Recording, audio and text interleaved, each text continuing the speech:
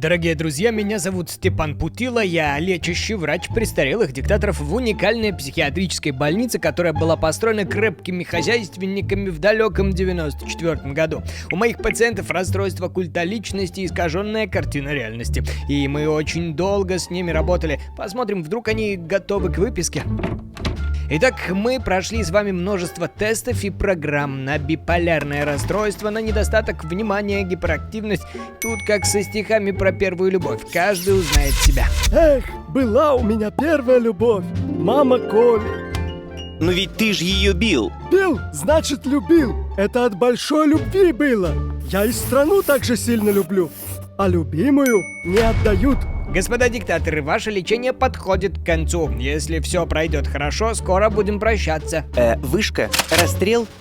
Что значит прощаться, начальник? Может, кому-то из нас дадут премию «Диктатор года»? Да ну, ее даже мне не дают. Это я ее придумал.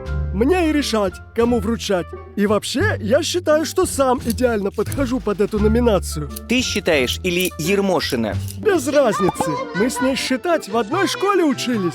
С гуманитарным уклоном. Давайте вернемся к делу. Сегодня я хочу понять, как вы изменились, как вы выросли и вылечились ли. Для этого несколько простых детских игр и никакой больше тюремной лексики. В туалете поймаем, мы и в сортире их замочим, в конце концов. Все, вопрос закрыт окончательно. Включаю музыку, вы ходите по кругу, выключаю, кто садится на стул, тот и победил. Поехали.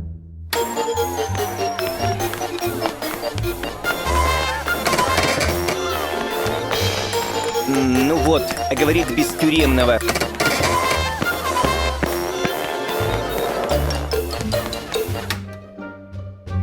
Я не буду садиться, вдруг это ловушка какая-то. Я за этот стул синими пальцами держаться не буду.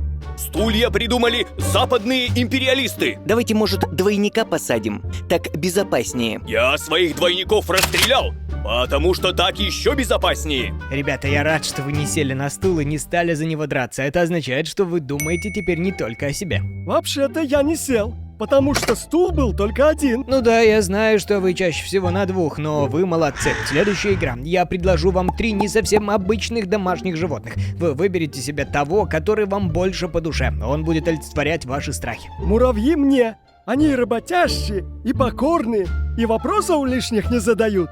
К тому же тут уже 50% электората за меня. 50 это уже не 80, хорошо. Это еще не вся правда, но уже немало полуправда. Вы хотите сказать, что готовы перестать обманывать людей о вашей поддержке? О том, что вы не набрали столько на выборах процентов, сколько показали после того, как сфальсифицировали выборы? За Лукашенко Александра Григорьевича проголосовало 5 миллионов 122 тысячи 866 человек или 79,67%. А мне вон ту, что уже сразу с бункером на спине ходит. Я тоже так хочу. Меня люди не очень любят. Было бы безопасно так. Тоже здорово. Вы понимаете, что вас любят далеко не все. А мне ленивца за что?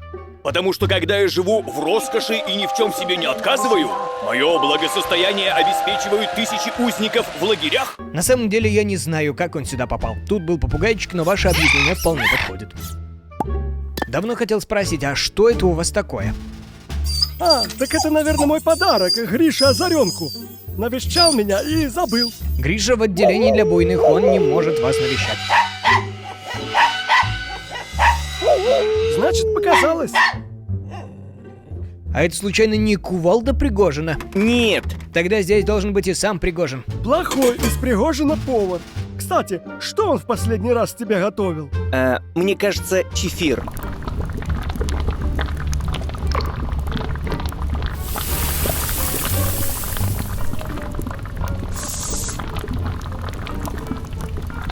Вы когда-нибудь задумывались о том, что будете делать, когда вернетесь к нормальной жизни?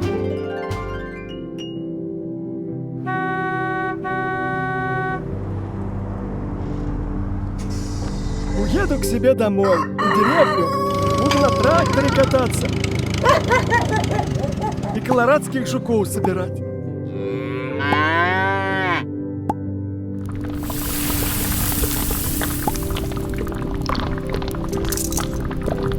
Я своим скажу, что я божество, но теперь уже сошедшее на землю. Вроде как на их же уровень. Зачем это? Ну, нельзя вот так сразу. Шок для людей. Их любимый вождь не стал досягаем. Они ж привыкли плакать по команде, смеяться по сценарию. А у меня уже не будет нормальной жизни. Разве что наклею усы и сбегу с Кабаевой в Аргентину. Вы очень своеобразно признаете свои ошибки. Хорошо, что вы мне все рассказываете, что вы стали делать друг другу пусть и своеобразные, но подарки. Я как-то сделал подарок Европарламенту. Отправил кувалду им. Меня не поняли, обиделись. А почему вы с поваром тут? Он не просто повар, он очень способный малый. Так получилось, что из всех моих генералов самый результативный – это лысый отморозок в поварском колпаке. Солдат – это топливо войны. А солдаты в России не закончатся никогда. В крайнем случае я еще раз по тюрьмам пройдусь. Там можно наскрести солдат еще на 3 войны. В прошлый раз ты мобилизировал каннибала. А что, людоеды не могут быть героями России? У вас там чуть ли не все герои, людоеды. Это совершенно не важно. Я повар Путина. И моя задача утолить его имперский аппетит. И я ее выполню. Неважно, сколько будет при этом потерь личного состава. Ты чем меня кормить собрался? Главное, не тем, чем ты сам кормишь народ. Вы сейчас вроде как заключенные. А с заключенными у меня особенный разговор. Раз-два и умножу на 0. Жестких ты людей себе набираешь. Я его уже 3 раза увольнял. Не уходит, угрожает. Я уйду, как только получу снаряды. Это ты у Шойгу спрашивай. У вас там с ним особые отношения. Послушайте, как мне понять результаты лечения, если вы постоянно врете? Смотрите, вы окружаете себя такими безумцами, что на их фоне вы кажетесь еще не самым плохим выбором для страны. Но если мы не будем врать, то тогда полетят головы. Наши головы. Хотя бы то, что вы признаете, что исказили мир вокруг себя, это хорошо. Вы признаете, что люди ненавидят вас, это тоже хорошо. Но вы сожалеете об этом? И можете ли вы вернуться к нормальной жизни с другими людьми? Доктор, я сам, и я понял, что со временем люди вокруг тебя меняются.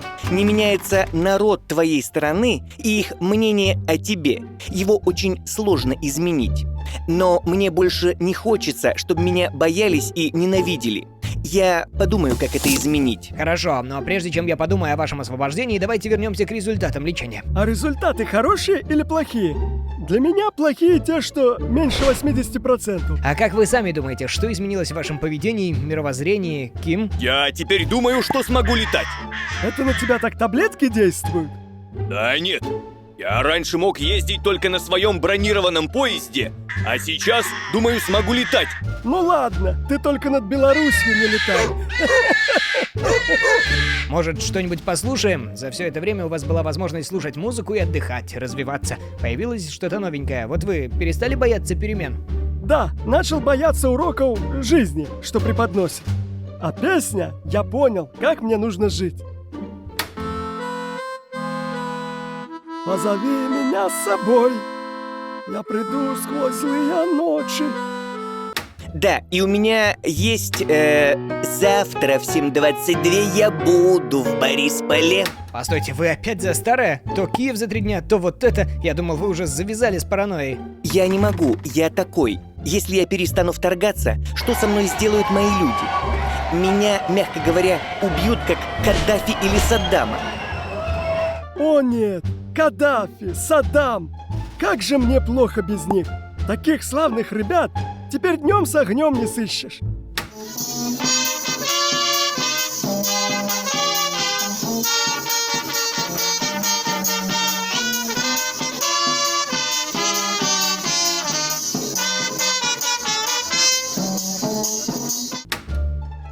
Нет, у меня с песнями плохо. Я сейчас очень волнуюсь. Проблема в том, что если они примут реальность, то начнут бояться за собственную безопасность. За всю жизнь они наделали столько зла, что им всегда кто-то захочет отомстить. Поэтому я начинаю думать, что им всегда придется жить здесь.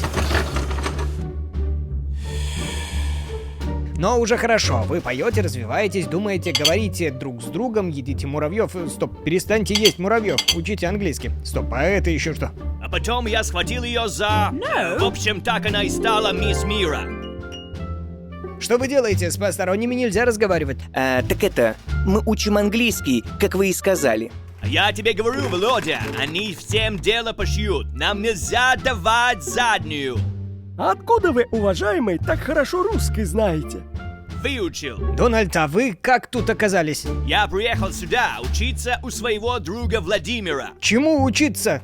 Ну как, контролировать людей, заставлять их верить всякому бреду, всему, что ты придумаешь. Я пытался их убедить голосовать за меня. Что я толком не выдумывал, и в принципе я победил. Ведь я победил, а все фальсифицируют. Они все эти рептилоиды, масоны и демократы лгуны. Я тоже вру, все врут. Но я же ради доброго дела. Нечего стесняться, Дональд. Ты такой же, как и мы. Скоро вместе будем одни макароны есть. Нет, меня сюда не приплетай. Меня судят за то, что я распускаю руки, а не имперские амбиции. Я в свое время тоже любил руки распускать. Как взялся за яйца, молоко пропало. Guys, как мне контролировать людей? Может мне посадить кого или отравить? Можно кого-нибудь побить, на подвал посадить. Жалко, нельзя тебе поймать какого-нибудь американского шпиона. И все-таки, Дональд, я ни на что не намекаю, но вам пора. Да, я понимаю. Просто хотел посмотреть, как живут настоящие диктаторы. Крепкие хозяйственники, что бы это ни значило. Если ты, Дональд, за советом, то его не будет. Могу на баяне сыграть, если захочешь. Если что, можете остаться в клинике. У нас, как видите, все лечатся.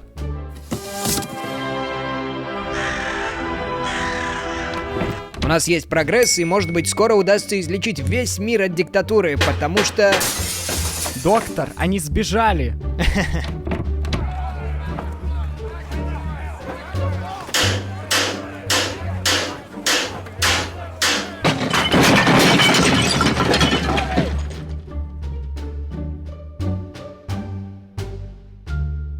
Нормально ж сидели, кормили, там ужин, макароны. Мне срочно нужно все исправить. Ваши билеты, пожалуйста. Мальчик, водочки нам принеси, мы домой летим.